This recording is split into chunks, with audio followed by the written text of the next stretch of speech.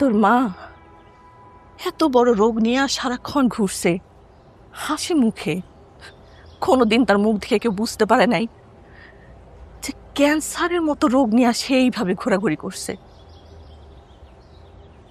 মরার আগের দিন আমারে বকুল বলে ডাক দিল, বলল বকুল আমার শিং মাছের ঝোল খাইতে ইচ্ছা হয়েছে।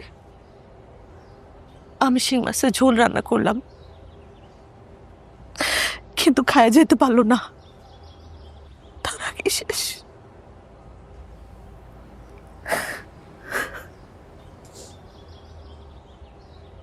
মামা,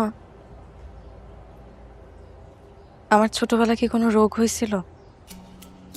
বড় রোগ? তোর মা মারা যাওয়ার পরে তোর জ্বর হয়েছে, অনেক জ্বর, মাসের উপরে ভুগছস। অনেক ডাক্তার দেখাইছি, ডাক্তার টেস্ট করছে, কোন রোগ বাই করতে পারে নাই। তারপরে একা একাই ভালো হয়ে গেছিস।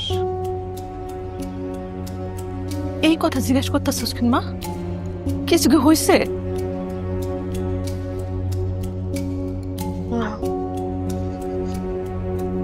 কিছু না।